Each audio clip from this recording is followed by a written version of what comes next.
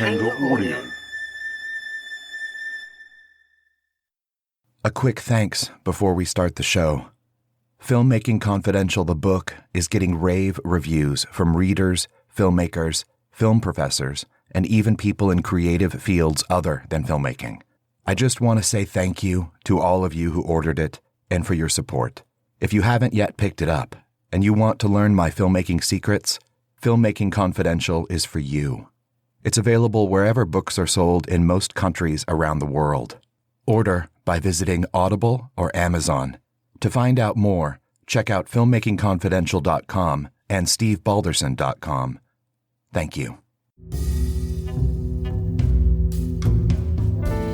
I'm Steve Balderson, and you're listening to the Filmmaking Confidential podcast. Each week, we meet with filmmakers, writers, actors, artists, and other notables. Many episodes include questions or commentary from other filmmakers listening to the conversation. Today's guest is Elliot Diviney. Elliot received a bachelor's degree in cinema and comparative literature and a minor in psychology. After graduating, he began his career as an editor. In 2009, Elliot directed his first feature film, an indie crime comedy called Paper-Maché. Elliot moved to Los Angeles, where he continued to work as an editor while writing screenplays in his spare time. His editing clients include Netflix, the NFL, Doritos, and Sun-maid Raisins. In addition to his own films, Elliot's screenwriting credits include The Dawn, Rise Against the Fall, and several shorts for Red 23 Films. So I work full-time for Netflix. I do sizzle reels for Netflix, YouTube for various regions and territories. So Japan, US, Canada, Netherlands, Latin America. So that's like 60, 70 hours a week. And then on top of that, I'm editing a short film. I'm editing a music video. And then I have my own YouTube series that I do where I host various educational things and stunts and then edit it all together and put it up on YouTube. But to me, that's really magical because I do it all myself. It's kind of a one-man show. And it's so liberating to be in the editing my interview and being like, oh, I wish I had this line. But because it's all here in my studio, I can just turn on the camera, record the line, and then get it into the edit.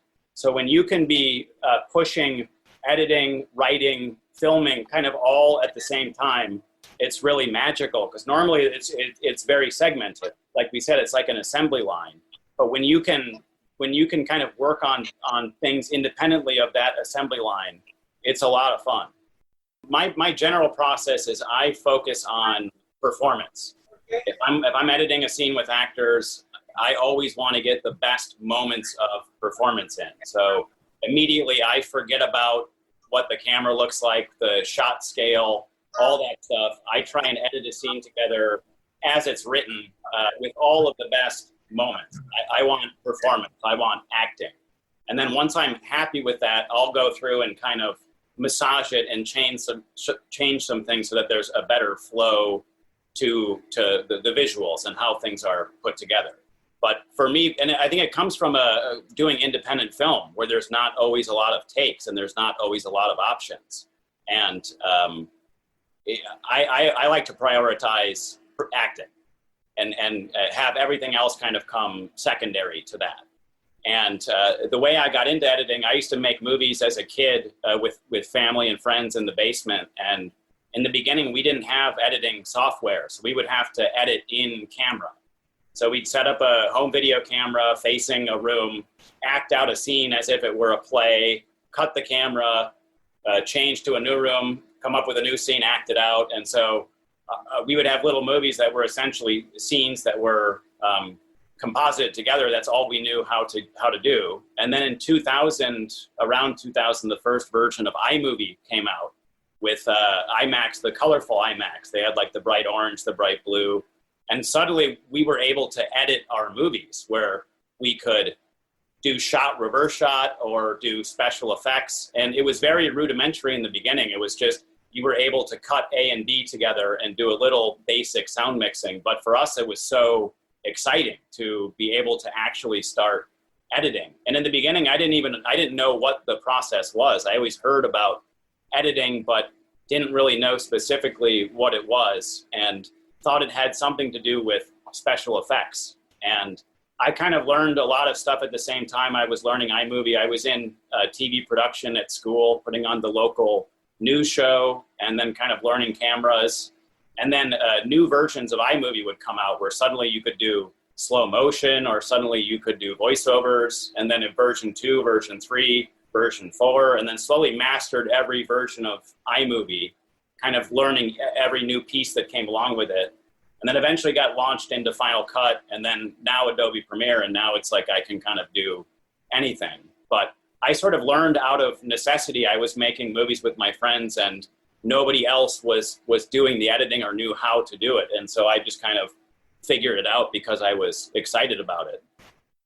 Did you ever learn or play with Avid, or did you just go from iMovie to Final Cut to Premiere? I took a course, Minnesota School of Business, community college. I learned Avid because at that time, all the big jobs in Minneapolis where I was, you had to know Avid. And so I learned it through this course and never used it again, because all of the jobs I had after that were either Final Cut or Premiere.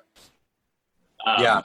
But it was also nice in high school, and then in film, I got to do some tape-to-tape reel editing, where you had like 2 VHSs in a deck, and then it was fed through sort of a flatbed, and you were editing things that way with like buttons on a console. And then I did some stuff in film school, editing on film, like changing film in a closed bag so no light gets in, and then editing on a Steenbeck flat reel, and sometimes actually cutting out the shots and like hanging them up on the wall. So I kind of learned a lot of different styles of filmmaking and editing. And having gone through all that, I'm really appreciative now of just non-linear editing and being able to film forever with a GoPro or a Canon, and then just bring that stuff into the computer, and you're editing with it right then and there. So I kind of gained an appreciation through learning all the different formats and how people used to do it back in the day. Yeah, it's crazy. My first movie was edited on film because there was no such thing as HD in 1997. Right. And we didn't even do a digital intermediate. It was totally film process. Yeah. And the editor I was working with, it was miserable because he was like, well, at the time I was like, 20 years old. So he seemed like he was 85 and like, whatever. Right. He probably was 35 and I just thought he was so, whatever. But his tonality, I don't know, the way that he would look at art or look at a scene, it wasn't necessarily about performance. I think for him, it was more about the cutting. Yeah. And he's like, well, that doesn't cut together. Right. For instance. And I said, well, watch. And then I'm like, we're just going to do this. We're going to cut from this to this. Yeah. And you'll see that it will cut together because we just cut it together. Right. Yeah, that's actually one of my new tricks is if I'm editing something, I like to get it sounding good. So if you just close your eyes and forget about the visuals, how does it sound? The pacing of it, the energy, the emotions. Because if you get that right, you can usually go in and fix things with the visuals. Well, exactly. And what you said earlier about focusing on the acting first. Yeah. What one of the truths is, as it relates to cinema in general, is that the viewer, as long as it sounds good, yes, then they will tolerate any amount of visual inferiority. It's the Blair Witch syndrome. It's like we're fine with shaky camera, black and white, out of focus, but we have to be able to hear what they're saying. Totally. And likewise, it took me several movies to figure that out. When I made my first movie, I had no idea that was the ethic. And then I had to kind of learn that the hard way, that sound is your priority.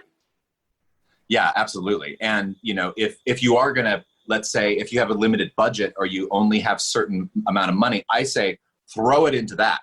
Yeah, because, absolutely.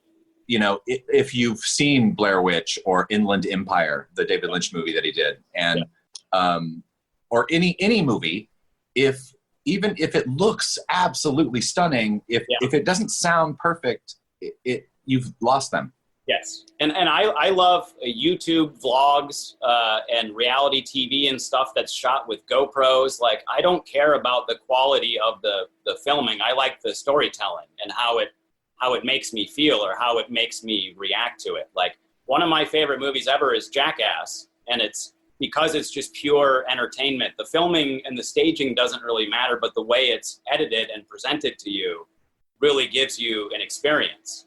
And so it was kind of, I learned that it doesn't matter, how good the footage looks or how good your camera is. It has to be edited together properly in order for it to have an effect on the audience.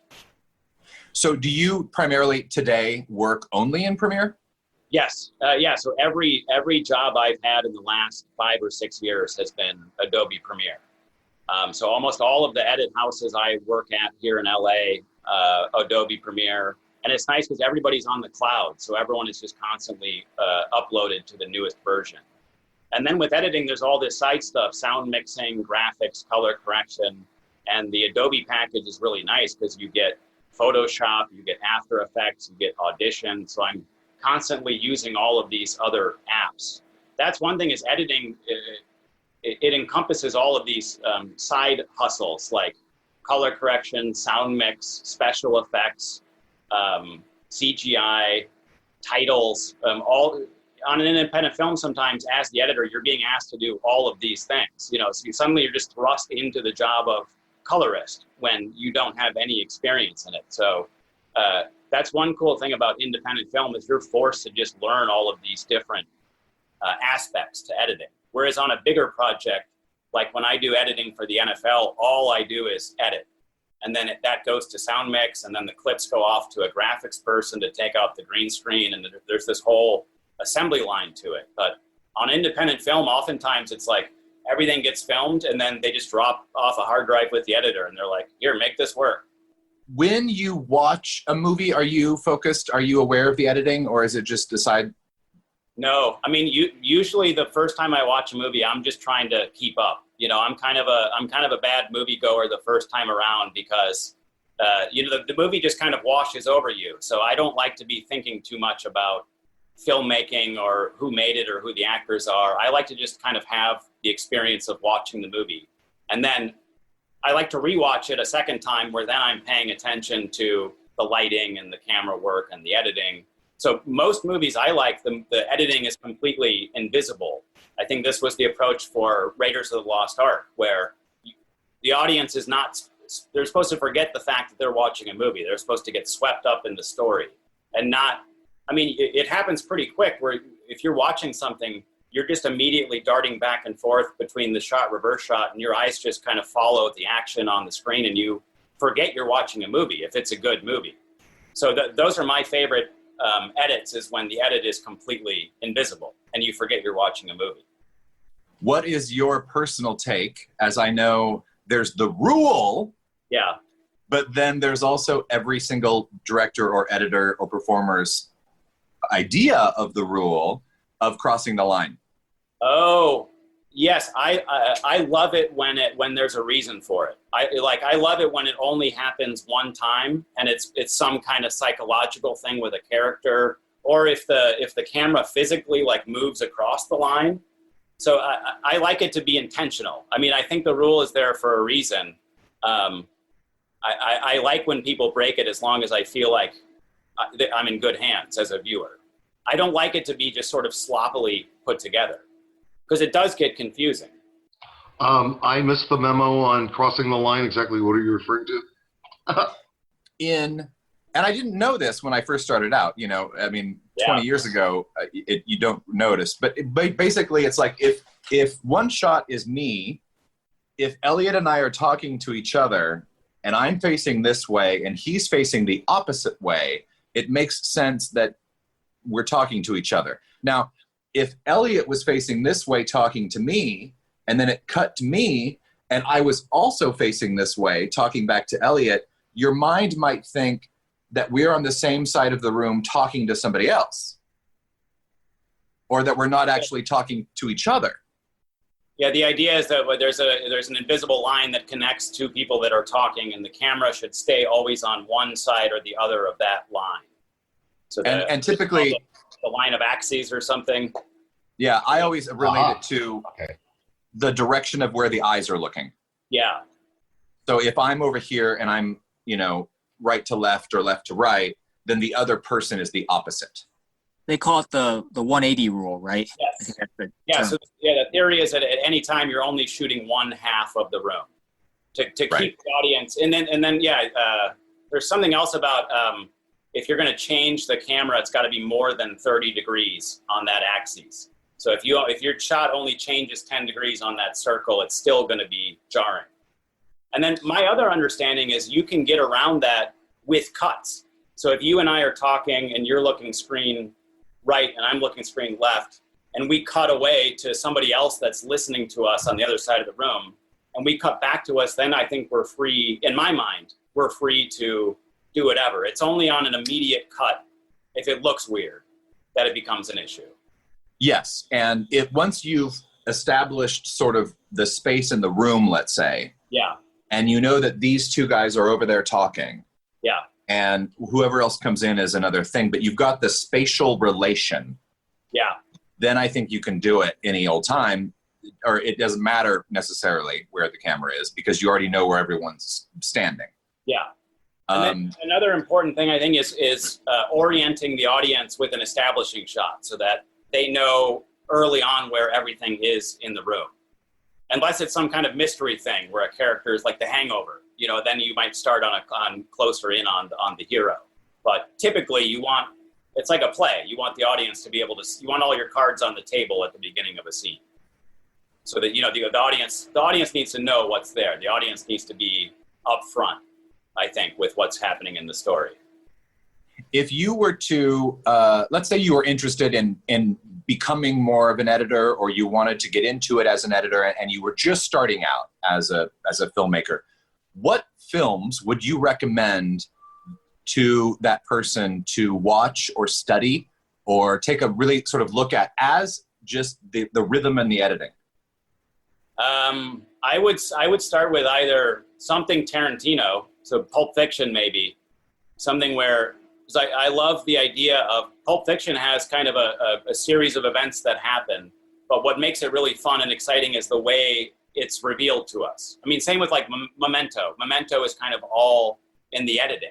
And there's a feature on the DVD. Memento, if you don't know, is a movie that plays backward, or the scenes sort of play in reverse chronology. On the DVD, you can watch it where everything has been reassembled in the right order, and it's a totally different movie. Interesting. One of my favorites. Yeah, you kind of lose all of the mystery and the character, and the whole thing with Memento is you get seduced into believing this character that turns out to have bad motives. But if you watch the regular version, that's all laid out in the opening scene. So all of the intrigue is gone. So I think that's a really good one where the story is good no matter how you tell it. The characters are good, but the way the information is revealed to the audience is really interesting. So yeah, Memento, I love Tarantino for that same reason. And then I just watched Usual Suspects is amazing. The way it, like the first half hour, the way everything kind of flows together. There are all these different scenes and settings and characters, but the music and the camera work is all kind of tied together where it feels like one big fluid thing. And the scene transitions are really good.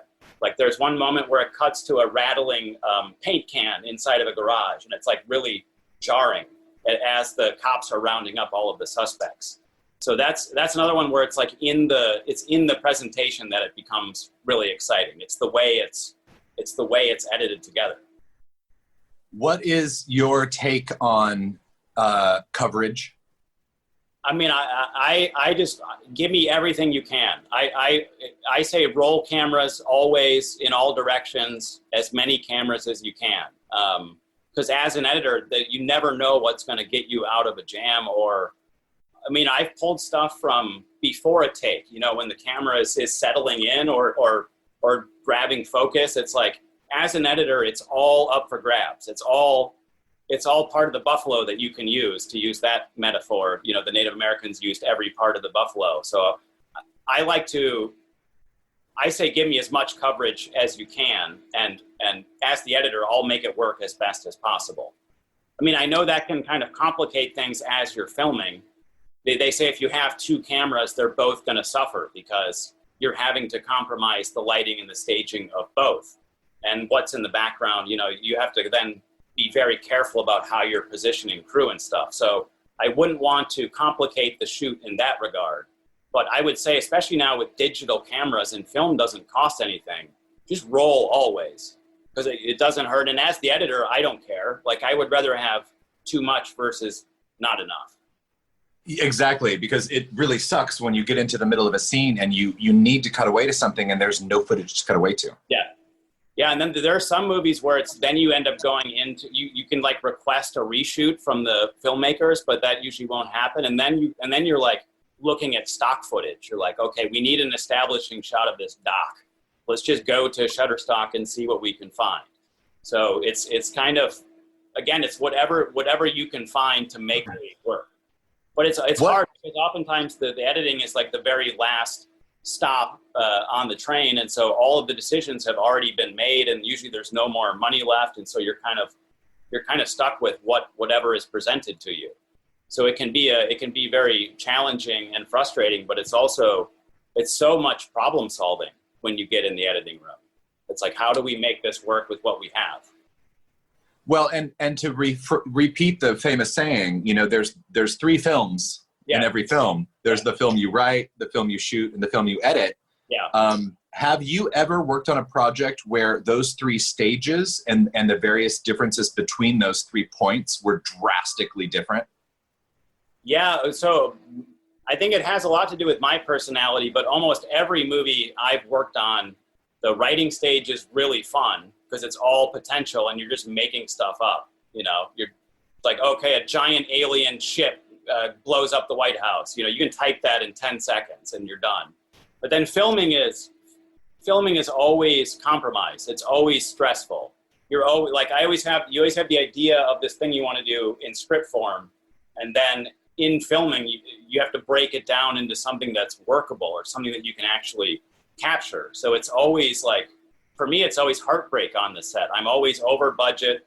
I'm always behind schedule, always having to pick between two things that I love in the movie, like cutting scenes that we just can't get. It's just always like, you always feel like you're in the trenches, at least on my movies. But then you get into the editing room, and then it's fun again. Then you're building stuff back up and you're problem solving, and there aren't all these people relying on you, staring at you, waiting to make decisions. So I like sitting at a computer alone and going at my own pace and being creative. And to me, that's writing and that's editing. So almost every project I've worked on, the being on set is stressful. Like I'm always running around putting out fires. I always have a stomach ache from craft services, always getting up way too early, sleep deprived. I've never had fun on set. Let's put it that way. Editor, writer, Elliot Diviney. Another great guest on Filmmaking Confidential is legendary director Lloyd Kaufman. The other countries, Canada and Europe, have a lot more open-mindedness. They encourage their independent filmmakers. You have free speech in the United States as long as you don't say anything. You can hear my full interview with Lloyd at filmmakingconfidential.com or by subscribing for free to this podcast. Coming up, Elliott on terrible editing, long takes, and using the close-up. Plus, we'll take questions from the audience listening in to our conversation. Stay with us.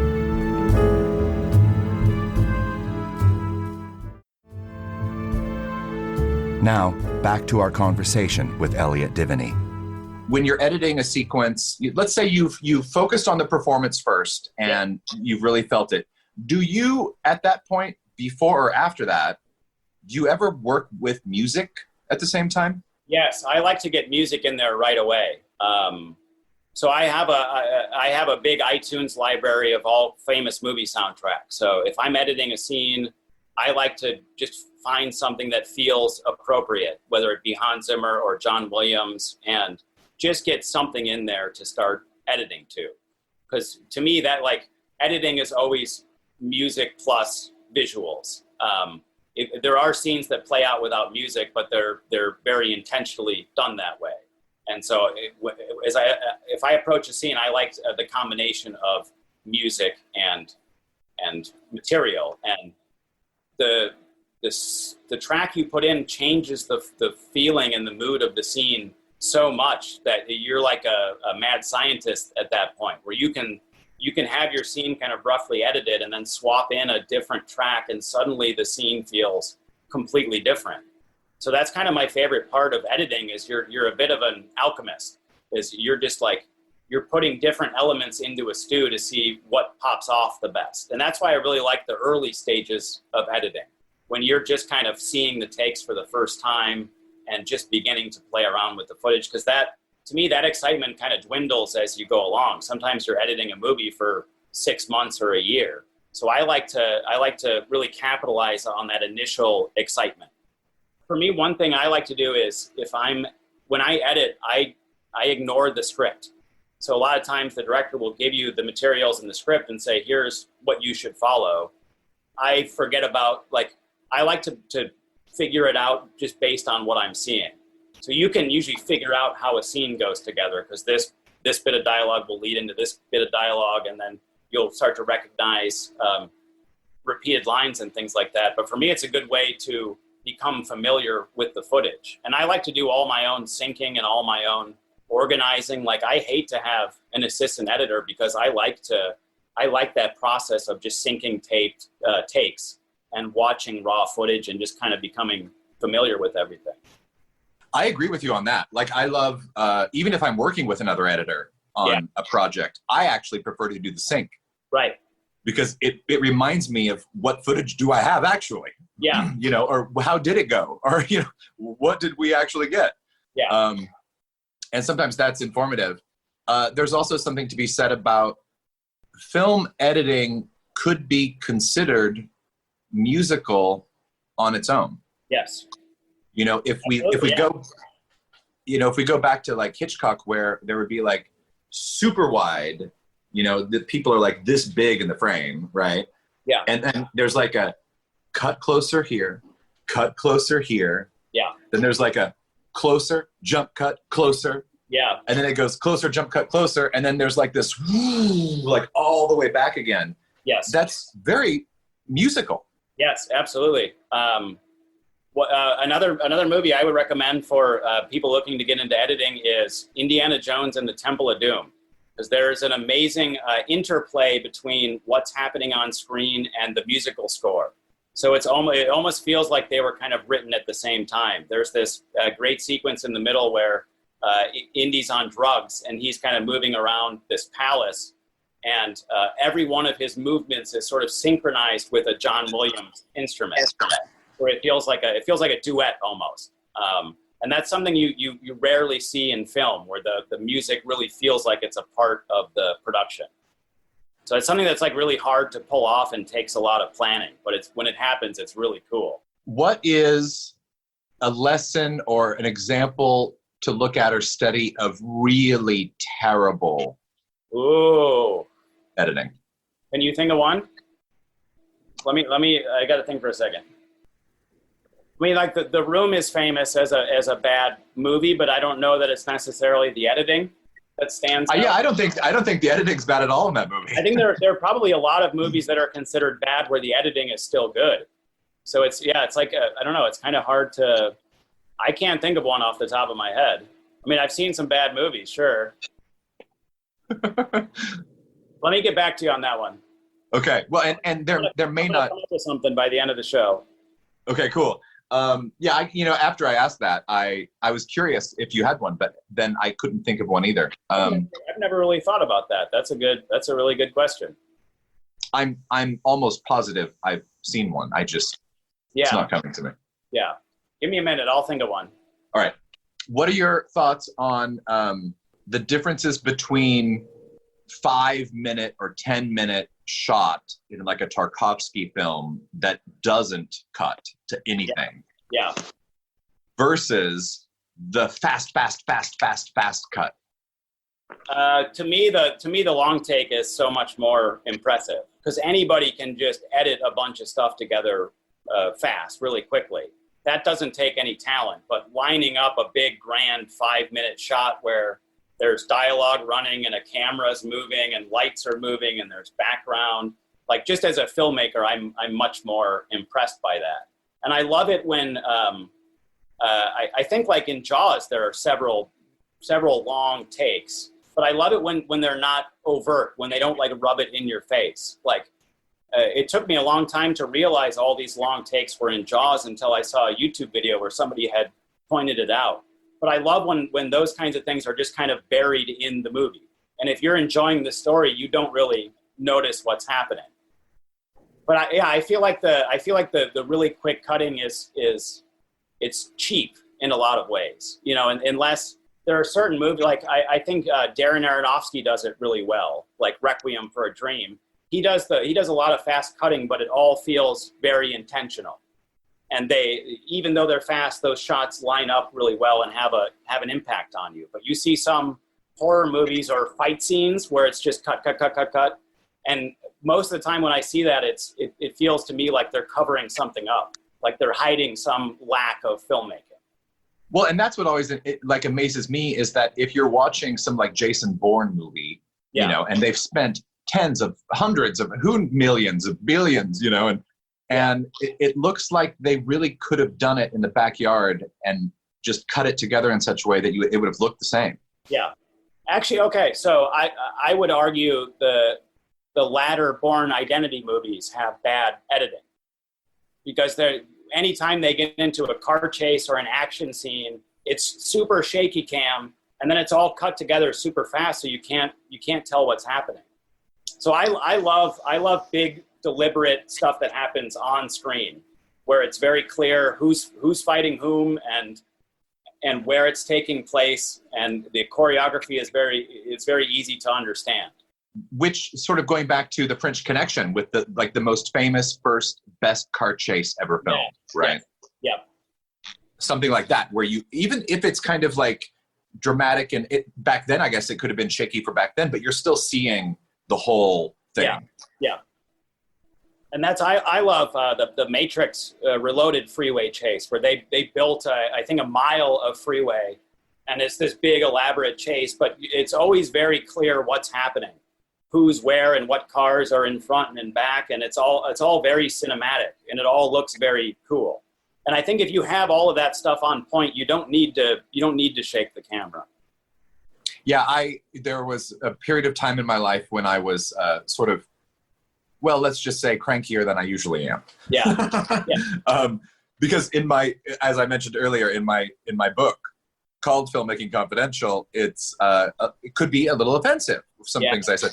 There was a period of time when if I saw a film and it was either overly shaky or looked like they didn't even care, I wanted to go and buy a tripod and send it to that director. Yeah, exactly. You know, just put it down, just set it, you know. Yeah. I mean, I agree. Sometimes, you know, it's especially useful. I mean, I don't know, it's interesting. When I'm editing a scene, acting is important to me, but it's also the visual aspect, primarily personally. Yeah. So if I was going to try to make a point or something, I would have like a lot of still solid things and then cut to a really dramatic, like handheld thing. Yes. As opposed to making the whole scene handheld. Right. Yes. And I like that David Fincher said that, or somebody said it about David Fincher, that when he uses a close-up, you know it's an important moment because it's only like once per scene that you'll get like a actual close-up on an actor's face. Otherwise, things are playing out in two shots and wides. And I like that approach too, where you're using your close-up like a finishing move. You know, it's not something to use all the time. It's only for those big emotional beats. I feel the same way about cranes. Oh, sure. Yeah. That makes sense. I saw this film once from up-and-comer. I wouldn't say aspiring, because I think he'd made a couple of movies, or shorts at least. But it was almost like you could tell the day when he had the budget for the crane, because the crane was in every scene. And it was like this whole, like, just get off the crane already. Yeah. To some degree, I feel that way about drones now also. Right. It's so cinematic to have I'm always excited working on an independent film when there's any kind of drone footage, because it immediately feels like the budget is twice of what it originally was. It's just instant production value, because it's something that independent filmmakers could only recently do. And before that, you would have to hire a helicopter pilot. So it's something we, like in the past, we've only seen in big budget movies, but now basically anybody can do it. Have you seen anything new, like a new way of filming something in a drone recently? I mean, the newest thing I've seen is there's some kind of little, it's like a Nerf football, but it films in all directions in super slow motion. So the idea is there's like a camera shaped like a football. And so someone's like doing a skateboard trick. You throw this camera past them and it films in all directions, 360 and super slow-mo. And so you bring that back into editing software and suddenly you have this like crazy, it's like bullet time from The Matrix. So that's cool. I've done a little bit of like augmented reality stuff and 3D stitching and virtual reality. So that stuff all really freaks me out, because that, like, everything we know about editing is completely gone once we go into 4 dimensions, right? Well, and likewise, what about virtual reality films? Yes, exactly. It feels like it's inevitable, but it's very intimidating, because film has been done basically the same way for 100 years. And now there's all this new technology which has the ability to completely uproot the entire system. So it's a little scary, but it's also exciting, because how can storytelling change then if suddenly you're in the environment, you're in the movie. It's like Last Action Hero.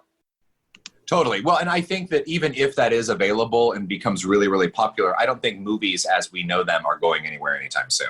That's what's cool is there's still something about going to a movie theater with a crowd of people and watching a movie projected on a 35 millimeter projector, frame by frame, through an old machine, projected on a big screen. There's still something like really magical about that experience.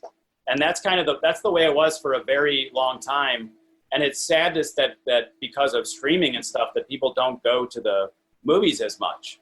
So it's weird as a filmmaker to think about people watching your movie on their phone, or isn't that, yes, on their computer, when for 100 years, it was people sitting in a theater together as a community and kind of feeding off of one another. That's a really magical thing that's lost, is if a group of people are laughing together or scared together or excited together, it's like a concert. There's an energy in the air. And if you're watching a movie by yourself, it's just not the same. I have a question. Yeah. Well, Steve already covered, like the long takes versus short takes. I think of probably the most recent is 1917. Oh, yes. But I agree with you. I like I watch a lot of old movies, and I love watching the film. Like I saw Shadow of a Doubt on film, in a theater on their film. It was just amazing. My question for you is, do you ever write any music for any of the stuff that you edit, Yes. Because I know you were saying that it's very musical. Yes. So I've made 3 movies, and I did the music for all 3 of those. So I have just a very basic music setup. I play a MIDI keyboard into GarageBand, and then from there I can synthesize various orchestra instruments, strings and brass.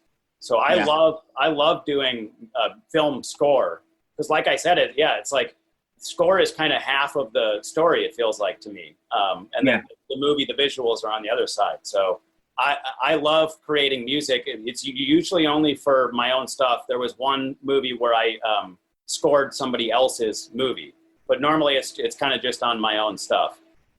I just watched X-Men, and I noticed the film composer John Ottman edits, and I just watched Days of Future Past, but I mean the editing, the way the music goes, and John Ottman, to me, he's a great film composer, and he edits usually all of the Bryan Singer films. It's just amazing.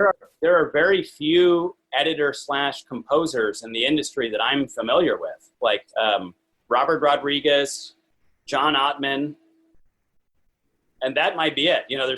But to me, it makes so much sense to be pushing the editing and the score at the same time, or to have one unit that's doing both of them, because they're so intertwined. But I believe John Ottman did both the music and the editing for Usual Suspects, which was one of the movies. Right. He does the editing and the film scores for pretty much every Bryan Singer film. Yeah. So it's kind of like, that that's what he brings to the table, is both, Yeah. But yeah, I love doing. I don't know that I'm not like trained as a composer, so I don't have a ton of confidence at it. But I love doing it. I love doing short films and little music videos and things like that. But music to me is it's all creative. A lot of editing is very technical and problem solving and dealing with different formats and things. But I love writing and music because it's just all creative. So that to me is the most fun place to be. But at the same time, you have to kind of be in the mood to be creative. You can't.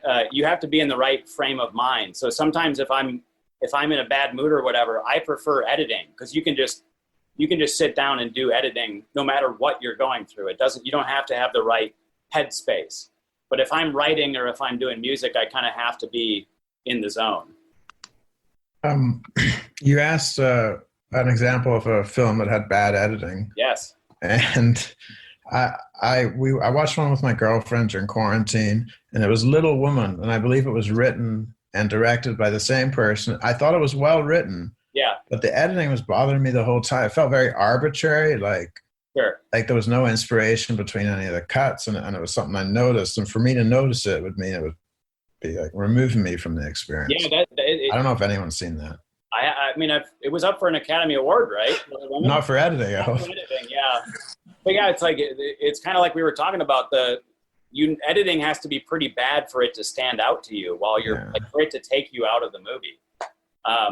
One other example I heard recently was Bohemian Rhapsody, the Queen movie. I think because the two of the members of Queen were like executive producers on the movie, and so one of the big complaints is that the editing is just like they have to show Brian May as many times as they show the drummer. So it's like it all feels very equal, the coverage. So it's not, they don't cut to a reaction shot when it makes sense someone's listening to an important point. It's like, oh, we got to show all the members of the band in this scene so that it doesn't feel like any one of them is too important. And so the whole thing just feels, like you said, arbitrary or kind of watered down, or it doesn't feel like it was very directed. That sounds like too many cooks in the kitchen. Yeah, exactly. Totally. And that reminded me of the same sort of similar reason, not just making sure all the musicians were shown, but cutting to the crowds in the stadiums in the wrong places. Yeah. Which is exactly the same mistake as the film Evita that Madonna was in. So she goes out to do the Argentina thing, and the camera is getting closer and closer. And right before you think it's going to stop and just stay there, you're way on the other side of the square, and there's 5,000 or 10,000 extras. Yeah. And they wanted the production value of 10,000 actual extras there, which has just taken you emotionally away from the performance of the main actor. Yeah. Right. Yeah, it's like the whole thing starts to fall apart at that point. Yeah, and it's funny because I brought that up to a famous actress friend of mine, and she's also very historical, very interested in history. So for her, it was more important to see the crowd of 10,000 people than it was to actually be connected to the character, which I thought was really interesting. Right. Yeah, that's kind of a weird approach. Yeah, I really like, I'm getting into Edgar Wright movies lately because of the editing. I heard that, so for Baby Driver, there's the big finale set to that rock and roll song with the yodeling. I can't think of the name at the moment, but allegedly Edgar Wright wrote that scene with this song in mind and filmed all of the different action beats to a specific point in the song, so that when the hero is jumping over the car, that happens at the exact moment in the song when there's a guitar bend or something. So I really like that approach where the music is treated almost like a performance, like it's almost one of the actors. And even like while you're writing this, Tarantino does this too, where he picks out songs as he's writing. Like, oh, this will become the theme song for this guy, or this will be how we'll introduce this time period. So I like the idea of keeping music in mind way ahead of time. And then there's I guess the Wachowskis for Cloud Atlas, they composed the music first. So they wrote the music, it was done, and then they went and filmed. It would play the music on set for the actors, so they knew like kind of what the emotion was for that scene. Because again, music is always the very last thing that anybody ever thinks about. Because the composer is even lower on the totem pole than the editor. So like when I've done it as composer, you're just it's like the movie's coming out in 2 weeks or something. Like just give us music. And so you rarely have any control over the process at that point. So I really admire it when editing or music is considered very early in the process. I think it makes sense. Well, and it's also fun just as a visual person or a director to use the rhythm and the tone of the song as your map. You know, it becomes part of then the screenplay, like how Tarantino would do it, I would assume. You know, it's like, oh, this is going to inform me how I'm going to cut this scene. You know, or how I'm going to film it and et cetera. And I think that's really great. There was a class I took at CalArts that was sort of about that called jazz editing. Yes. That's one really special thing about Tarantino is how he'll get you in a scene set up to feel one way and then totally switch it on you, where suddenly it's like violence and comedy, and you're torn, and like you're sort of torn apart as an audience member because you don't know how to feel. And he'll set up a scene kind of in a classic way where you think you know what's going to happen, or you think you understand the dynamics, and then it's like the whole thing gets toppled. And he said it's like he's playing the audience like a symphony. You know, he's like conducting the symphony, and the audience members in terms of how they will react and when they'll be happy versus sad. So I like that with the Tarantino as like a god or a puppet master who's like literally playing with the emotions of the audience. That's pretty cool. What do you think of like movies like Steve McQueen films that have shots within shots that go across screen? The more recent, or sort of recent film I can think of was the original Hulk by Ang Lee, which was done like a comic book. I found it interesting, and I kind of missed that. I don't see it as much, but I think it's very interesting. It's interesting. So I started doing that with my YouTube videos, where I'll be hosting the video. I'll do a split screen. So now, like, I feel like we've become so much more sophisticated as audience members with social media and cell phones, where we can take in a lot more information than we used to. And so I feel like now, as a viewer, you can kind of keep up with two things happening at once, whereas 5 or 10 years ago, that would have been a lot more frustrating. I remember, 24 was like that, or there's this movie Narc by Joe Carnahan, where it's like all this kind of split screen stuff, where I remember seeing it back in the day, it felt I was like disoriented, but now I'm just like used to it. Because typically I always like, I'll have a movie going on one screen, I'll have YouTube on the other screen, like writing a screenplay, checking my phone. We're just like, I think our brains are sort of supercharged these days, where we're able to take in a lot more information. So I'm starting to think about that in terms of editing, where people can handle sort of two things at once. Where I used to worry about that and not wanting to overload the audience, but now I think people can kind of keep up. You're not supposed to admit to any of that. Yes, exactly. But yeah, it's scary just to see like how much we're changing as people in terms of what we watch and how much we watch and how quickly it comes to us and how much in control of it we are. So it's all very intimidating. They would say you got to turn off your cell phones, and people do have the attention span. And it does surprise me on some level to still sit through a movie quietly. Right. You know, not talking or playing on their phones. It's hard for me to do, to find 90 minutes to just sit down and watch a movie without any distractions. It's like really difficult to do. I kind of miss that about the 90s. You know, we used to just watch movies all the time and just get absorbed in them and lose ourselves in them. It's like hard to do now. Elliot shares a secret about creating, no matter the product. I do a daily meme, Photoshop. I try and put up doodles. I just like doing all kinds of different stuff. I like the variety. I never want to get bored, so I always want to be working on something different. So I just say yes to everything, and I always have like 30 projects going at once, but that's the way I like it. Editor, writer, Elliot Diviney. Tune in next time for more Filmmaking Confidential. It is totally free to subscribe, and when you subscribe, you'll get upcoming new episodes automatically, and you'll have free access to all our past shows. The Filmmaking Confidential podcast is a production of Takanga Audio and produced by myself and Ella Spencer. Our theme music is composed by Kevin Robles. For more of the Filmmaking Confidential podcast, head over to filmmakingconfidential.com. If you have a question about filmmaking you'd like answered on the podcast, send me an email using the contact form on the website. To learn more of my filmmaking secrets, be sure to pick up a copy of the book, Filmmaking Confidential, available on Audible, paperback, and ebook, wherever books are sold. I'm Steve Balderson. Thanks for listening and spreading the word.